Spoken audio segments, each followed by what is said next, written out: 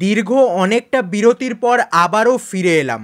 High বন্ধুরা, welcome to football বাণী। Football বাণীর আর একটা নতুন এবং এক্সক্লুসিভ এপিসোডে তোমাদের সবাইকে স্বাগত। পার্সোনাল কিছু কারণের জন্য এতদিন ভিডিও বানাতে পারিনি, খুবই ব্যস্ততার মধ্যে ছিলাম, চিন্তার মধ্যে ছিলাম, সেই কারণেই ভিডিও আনতে পারিনি, তোমাদের সাথে ইন্টারঅ্যাক্ট করতে পারিনি। বাট আবারও কামব্যাক করছি ইউটিউবে, ফুটবল বাণী আবারও ফিরে এসেছে। এবার আশা করা যায় রেগুলার ভিডিও পেয়ে যাবে, ইম্পর্টেন্ট আপডেট যা থাকবে ইন্ডিয়ান ফুটবলের সব কিছুই তোমাদের সাথে শেয়ার করতে থাকবো। তো আবারও ওয়েলকাম ফুটবল বাণী, আমাদের নিজেদের চ্যানেল, মানে তোমাদের চ্যানেল, যেটা তোমরা এই চ্যানেলটার সব থেকে বড় শক্তি, সেইখানে তোমাদেরকে আবারও ওয়েলকাম জানাচ্ছি। আজকের এই ভিডিওতে অনেকগুলো গুরুত্বপূর্ণ আপডেট আছে যা রিসেন্ট পাস্টে ঘটে গেছে, সেগুলোই তোমাদের সাথে শেয়ার করব। আনোয়ার আলীকে নিয়ে কী আপডেট সেটা তো থাকছেই, তাছাড়া ট্রান্সফার আপডেট, হায়দ্রাবাদ এফসির আপডেট, সব কিছুই তোমাদের সাথে শেয়ার করব। তো আজকের এই ভিডিওটা একদমই স্কিপ না করে পুরোটা দেখো, সমস্ত আপডেটগুলো ডিটেলে জানার জন্য। একটা কথাই বলবো, যারা প্রথমবার আমাকে দেখছো বা আমার চ্যানেলটাকে দেখছো, অবশ্যই সাবস্ক্রাইব করে নিও। ইন্ডিয়ান ফুটবলের এরকমই রেগুলার আপডেট সবার আগে তোমরা এই চ্যানেলে পেয়ে যাবে। তো চলো বন্ধুরা, এখানে একদমই আর কথা বাড়াচ্ছি না, সরাসরি আজকের মেন আলোচনায় যাওয়া যাক।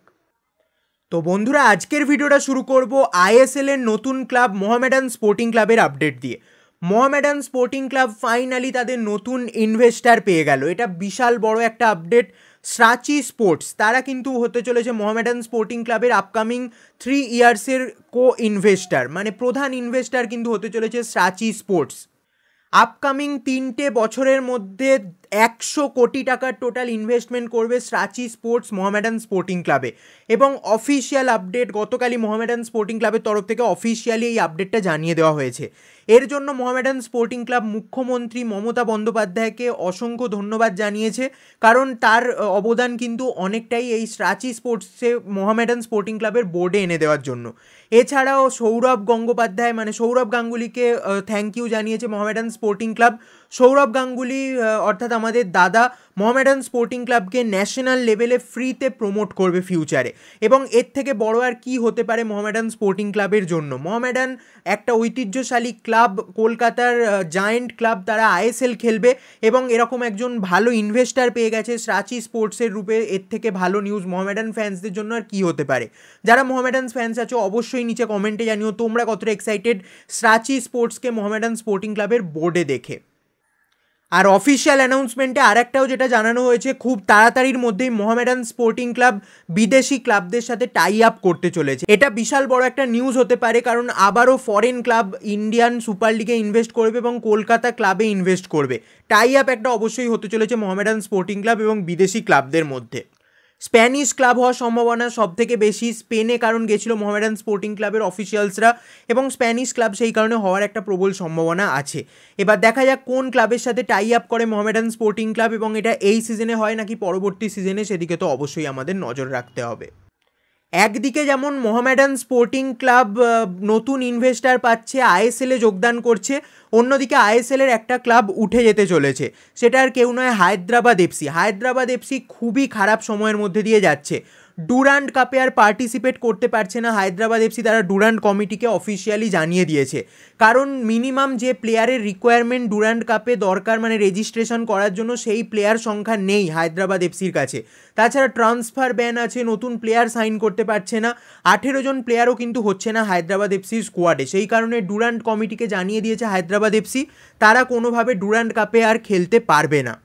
হায়দ্রাবাদ এফসির রিপ্লেসমেন্ট হিসেবে ডুরান্ড কমিটি কন্ট্যাক্ট করেছিল ডেম্পো এফসির সাথে, যাতে তারা খেলে ডুরান্ড কাপে, বাট ডেম্পো খেলবে না এটা জানিয়ে দিয়েছে।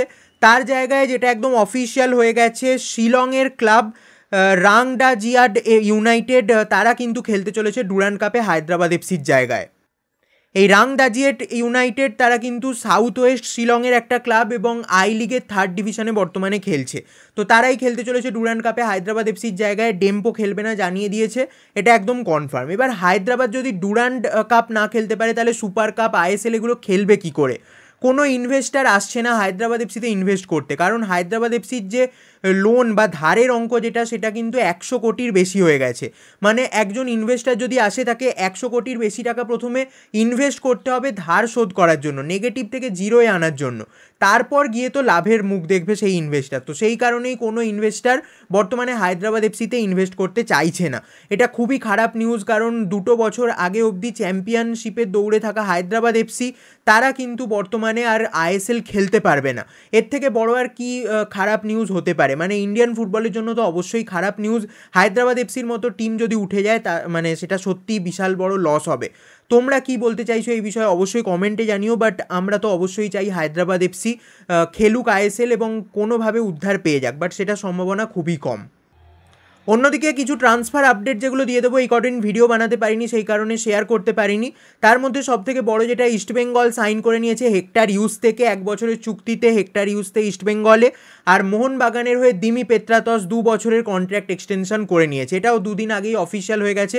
তোমাদের সাথে শেয়ার করতে পারিনি কারণ খুবই সমস্যার মধ্যে যাচ্ছিলাম, তাই বললাম যেটা, সেই কারণে এই আপডেটগুলো দিয়ে দিচ্ছি। হেক্টর ইউজতে ইস্টবেঙ্গলের 6th ফরেনার, আর দিমি পেত্রাতস মোহনবাগানের সাথে 2 বছরের চুক্তি বাড়িয়ে নিয়েছে। এবার আসবো সব থেকে ইম্পর্টেন্ট আপডেটটাতে, সেটা হচ্ছে আনোয়ার আলীর আপডেট। গতকাল আনোয়ার আলীকে নিয়ে প্লেয়ার স্ট্যাটাস কমিটিতে মিটিং ছিল, মানে রায় জানানোর কথা ছিল যে আনোয়ার আলীর ফিউচার কি, কোন ক্লাবে খেলবে আনোয়ার আলী, মোহনবাগান নাকি ইস্টবেঙ্গল। বাট ফাইনালি এটা নিয়ে কোনো ভার্ডিক্ট আসেনি, অর্থাৎ আনোয়ার আলীর ফাইনাল রিপোর্ট কিন্তু গতকাল ঘোষণা করতে পারেনি প্লেয়ার স্ট্যাটাস কমিটি। কেন হলো এরকম? মানে আনোয়ার আলীর বিষয়টা খুবই জটিল পর্যায়ে দাঁড়িয়ে আছে। তবে রঞ্জিত বাজাজ গতকাল টুইট করে যেটা জানিয়েছেন যে আনোয়ার আলীকে মোহনবাগান জানিয়ে দিয়েছে যে আনোয়ার আলী যে ক্লাবে খেলতে চায় খেলতে পারে, মোহনবাগানের কোনো প্রবলেম নেই সেই বিষয়ে, এবং মোহনবাগান এনওসি দিয়ে দেবে, এটা নিয়ে কোনো সমস্যা নেই। বাট আনোয়ার আলী যেটা করেছে, যে কন্ট্রাক্ট টার্মিনেশনটা করেছে, সেটা আনজাস্ট কন্ট্রাক্ট টার্মিনেশন, অর্থাৎ ফিফা বা এআইএফএফ এর রুল অনুযায়ী কিন্তু কন্ট্রাক্ট টার্মিনেশনটা হয়নি আনোয়ার আলী এবং মোহনবাগানের। সেই কারণেই আনোয়ার আলীর এগেনস্টে কিন্তু স্টেপ নিতে পারে প্লেয়ার স্ট্যাটাস কমিটি। এই বিষয়টা নিয়েই এখনও ডিসিশন জানায়নি প্লেয়ার স্ট্যাটাস কমিটি। যদি এমনটা হয় তাহলে কিন্তু আনোয়ার আলী মানে একটা শাস্তি পেতে পারে। আনোয়ার আলী হয়তো ব্যান হয়ে যেতে পারে 1 বছর 6 মাস এই টাইমের জন্য, বা একটা কম্পেনসেশন দিতে হতে পারে মোহনবাগানকে, যদি এটা প্রুভ হয়ে যায় যে এই কন্ট্রাক্ট টার্মিনেশনটা আনজাস্ট।